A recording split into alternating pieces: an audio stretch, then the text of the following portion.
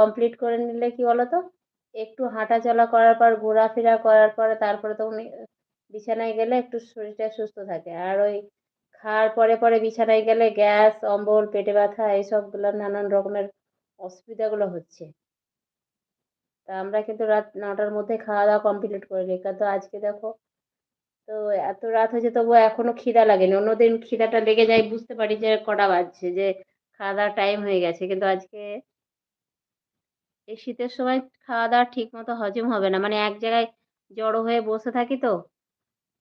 ঠান্ডাতে মানুষ কোথাও বেরোয় না। তার জন্যে হজম হয় না। আপু এখন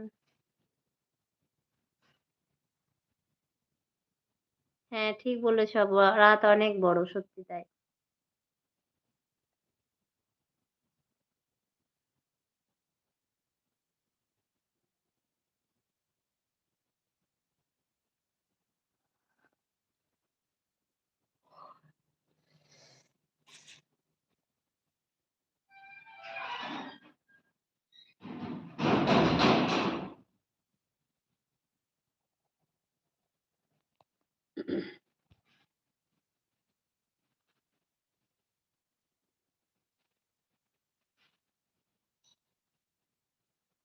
অসি ভালোই আছে। অসিও দেখো ওর আন্টির বাড়ি চলে গেছে। আর অসির পাপা ছিল না। এই দেখো তোমাদের ভাইয়া এক্ষুনি এলো। একটু ওষুধ আনতে গেছিল। দিনে কাজে ব্যস্ত থাকে। তো ডাক্তারটা রাতে বসে, তাই রাতেই ওষুধটা নিয়ে আসতে গেছিল।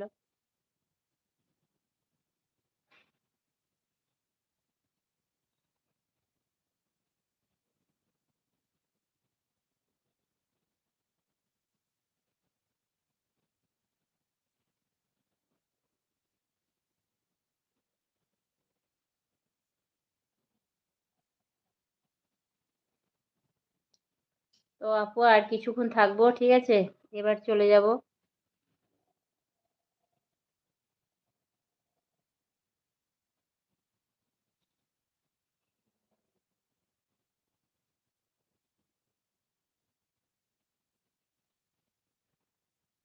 অসির পরীক্ষা শুরু হবে তোমার উম সোমবার থেকে।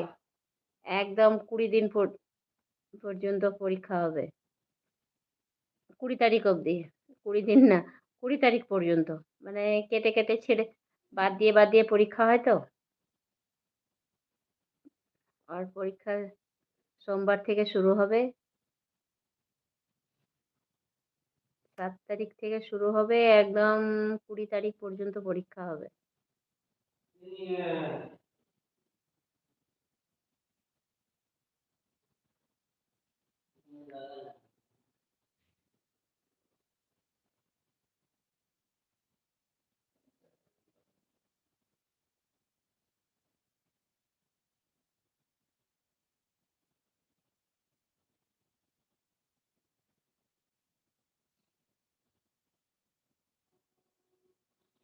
বাহ!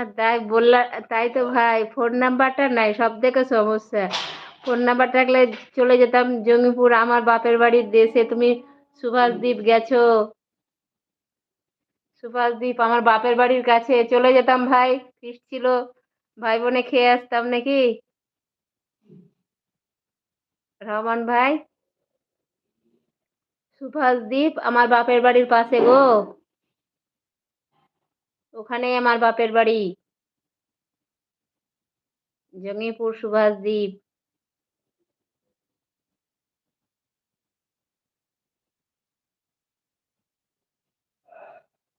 ফোন নাম্বারটা থাকলে জানতে পারতাম নাকি?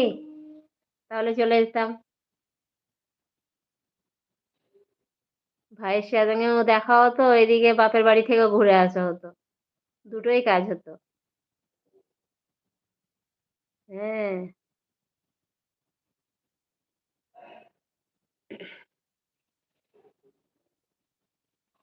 তুমি তো জানো আমার বাপের বাড়ি জঙ্গিপুর, মনে হয় জানো, না জানো না?